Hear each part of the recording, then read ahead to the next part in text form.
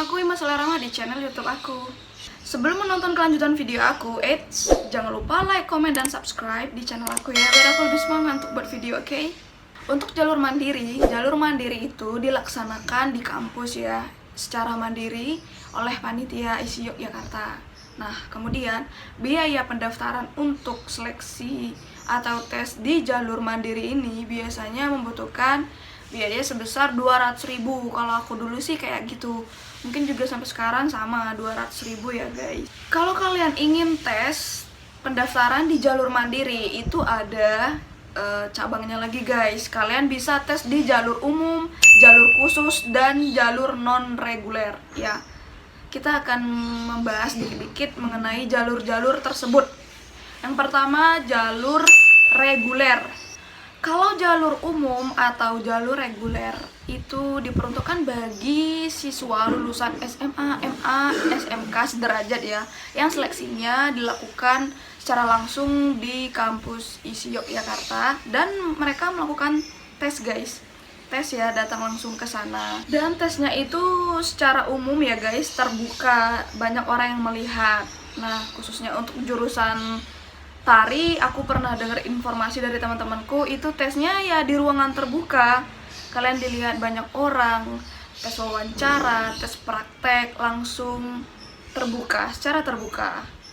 Nah, kemudian jalur yang selanjutnya adalah jalur khusus ya. Nah, jalur khusus ini terbagi menjadi beberapa item lagi guys. Salah satunya PMDK yang akunya dulu waktu tahun 2016 tes di jalur PMDK ini. Jalur PMDK adalah jalur penelusuran minat, bakat, dan kemampuan, atau yang disingkat dengan PMDK, dengan syarat 25% ranking kelas tertinggi dan juga nilai rapor pada semester 3, 4, dan 5 yang dibuktikan dengan keterangan dari kepala sekolah. Kemudian kalian juga harus mempunyai prestasi atau sertifikat di bidang seni ya guys, sesuai jurusan yang kalian ambil dari tingkat kabupaten, provinsi, hingga nasional. Nah, aku dulu seperti itu ya guys. Kemudian jalur khusus ini juga ada jalur bidik misi yang pada saat ini udah berubah namanya menjadi KIP kuliah, yaitu Kartu Indonesia Pintar Kuliah.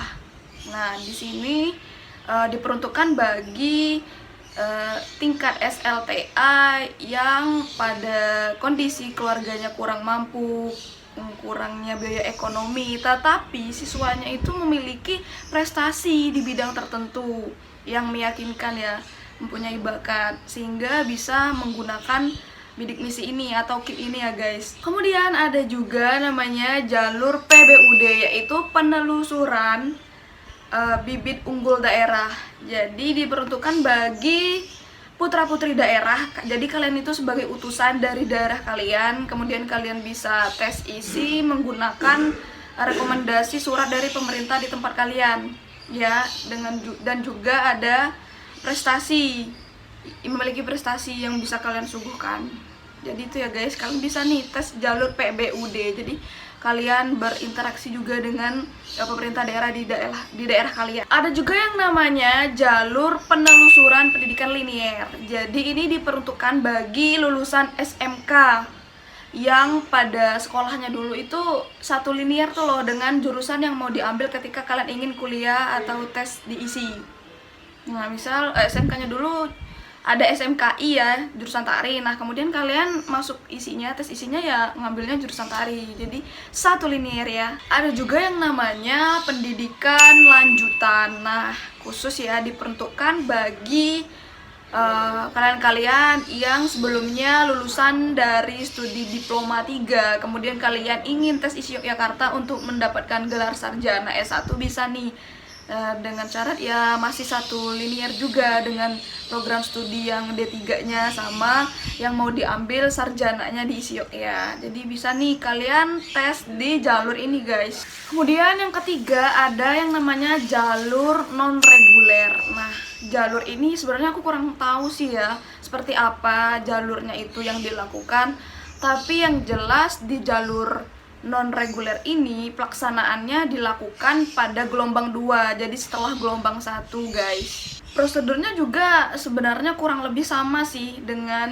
jalur reguler. Bagi yang ingin daftar di jalur ini, kalian harus melampirkan ijazah dan SKHU UN yang baru yang telah dilegalisir oleh Kepsek. Oh iya teman-teman, ini ada juga jalur yang namanya jalur pendidikan di luar domisili atau kemitraan. Nah, itu Akademi Komunitas Negeri Seni dan Budaya Yogyakarta.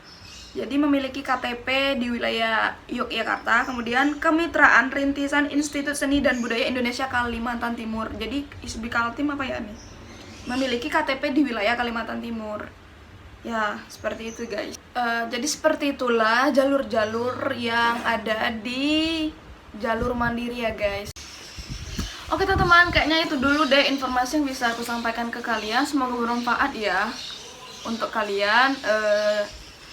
Dan terus cari informasi-informasi berkaitan jurusan yang mau kalian ambil ya. Jangan berhenti untuk mencari informasi itu ya kan. Semoga kalian lulus tes isi Jogja sesuai dengan yang kalian inginkan. Ya udah ya, sekian dulu video dari aku. Jangan lupa like, comment, dan subscribe buat kalian yang belum subscribe agar aku semangat untuk buat video. Oke, bye.